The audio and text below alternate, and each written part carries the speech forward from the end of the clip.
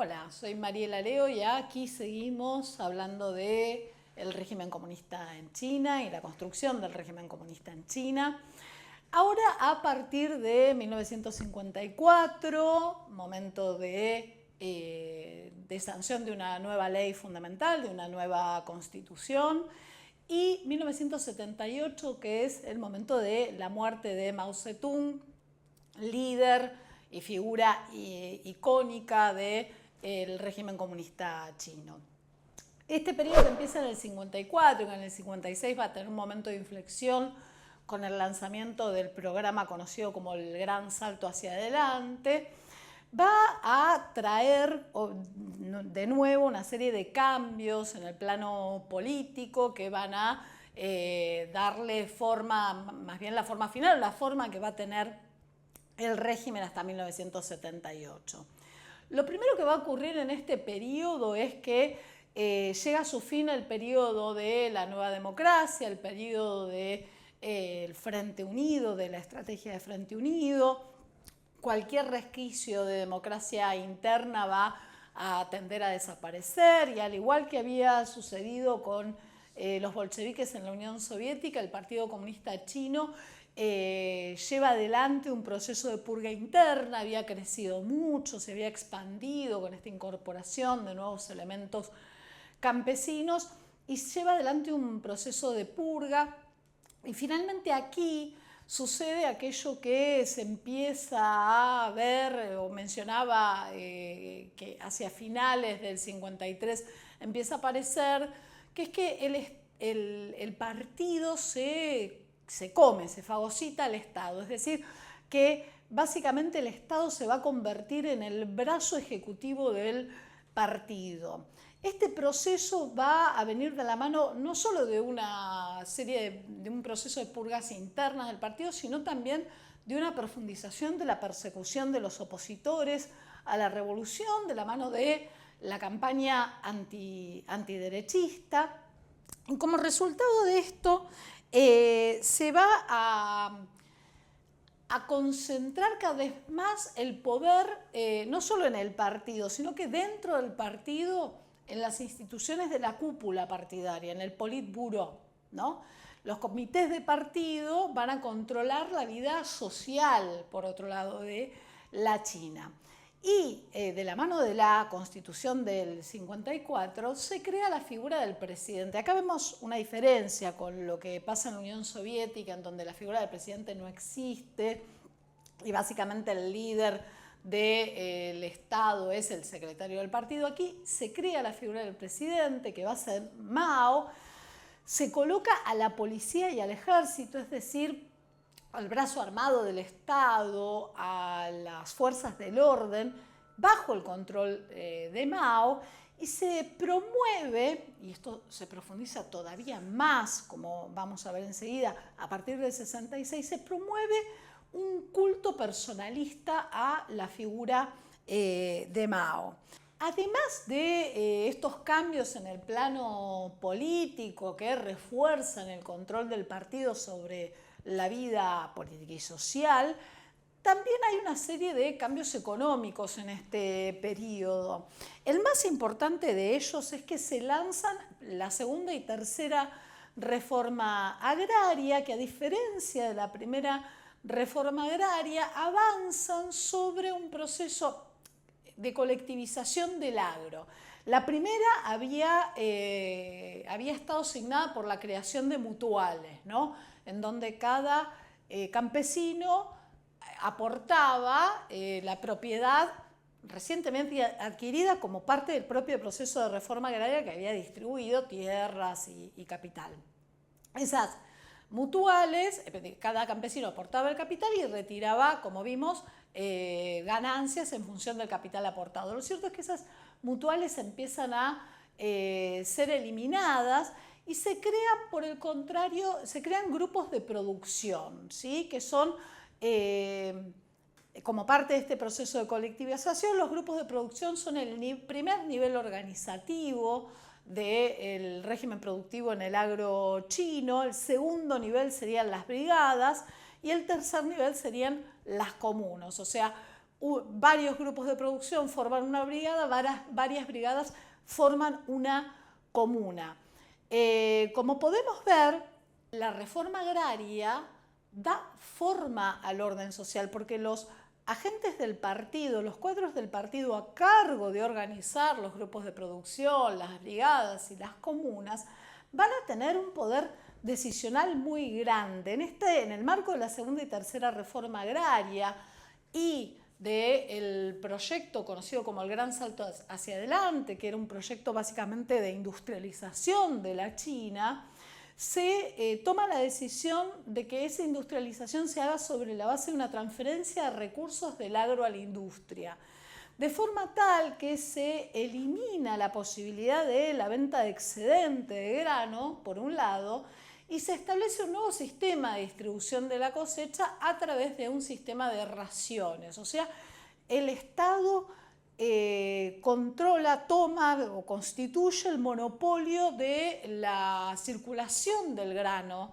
en la China. Obviamente esto perjudica profundamente al campesinado chino, que va a intentar resistir estos procesos de requisa de grano, ¿no?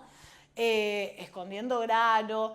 Se va a constituir entonces en el marco de esta reforma agraria un cambio cultural muy sutil, o sea, va a tener impactos. En el orden económico va a haber una caída de la productividad, porque los incentivos para la producción, es decir, la venta del excedente como incentivo a la producción, desaparecen. Pero además, esta segunda y tercera reforma agraria producen un cambio cultural muy grande, y es que aparece la adulación la adulación y la mentira como formas de la subsistencia.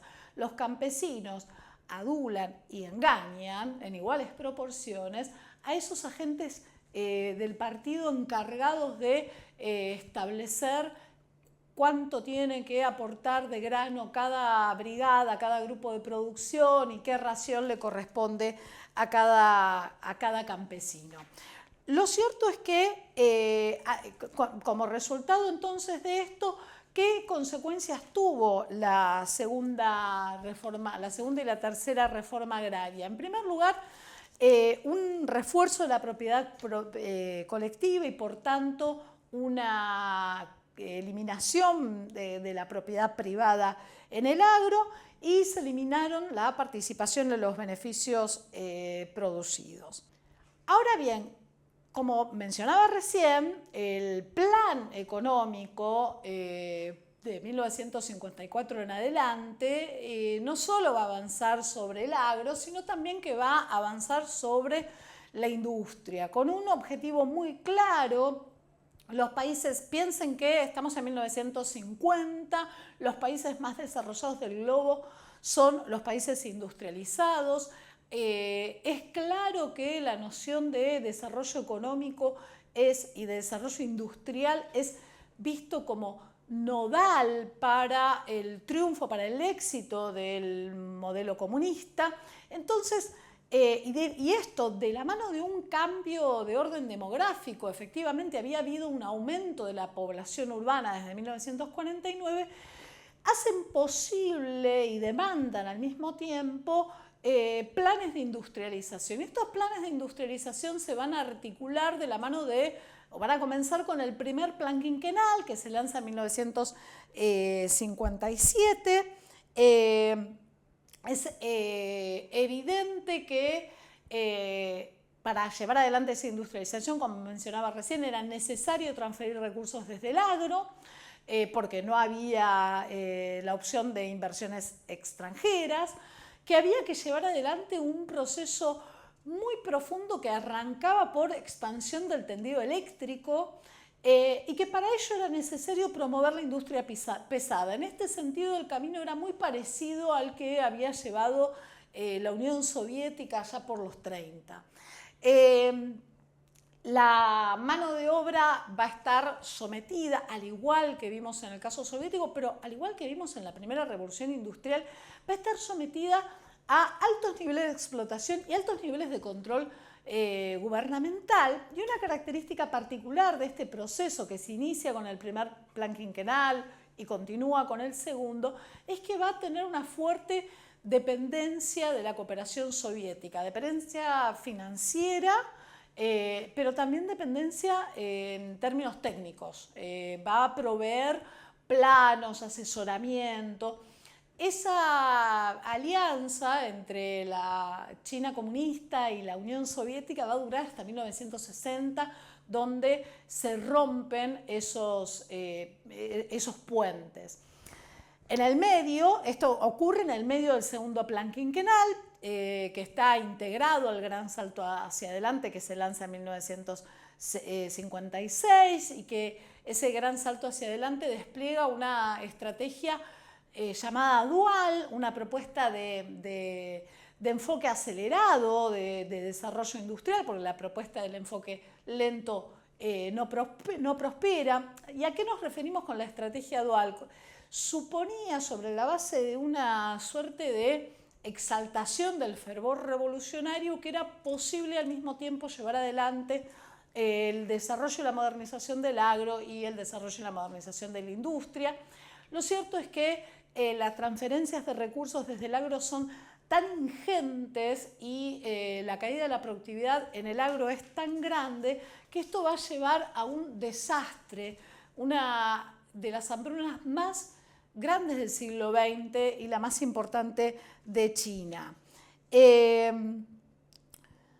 Era el éxito que había tenido el primer plan quinquenal, que efectivamente extiende vías férreas y demás, no se puede replicar en el segundo plan quinquenal y algunos de los cambios propuestos nunca llegan a cumplirse. Ahora bien, si vamos al plano social, ¿qué características tuvo este periodo? Bueno, se desprenden un poco de las medidas que acabamos de ver y algunas las mencioné. En primer lugar, la colectivización del agro permeó todos los aspectos de la vida social en un país en el que hasta 1978, no digo que no va a haber desarrollo industrial, pero que está muy lejos de ser la China fábrica del mundo que es hoy. Ese proceso va a comenzar en el 78. Bueno, en esa China profundamente rural, la colectivización del agro no podía sino permear todos los aspectos de la vida social.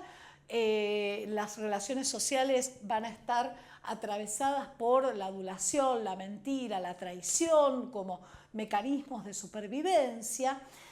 Pero además, como resultado de ese proceso de colectivización, va a surgir una nueva élite que no son otros que los propios cuadros del Partido Comunista Chino que controlan los procesos vitales de la reforma agraria, que deciden, vuelvo a decir, cuánto tiene que aportar de grano cada brigada y qué ración recibe cada familia.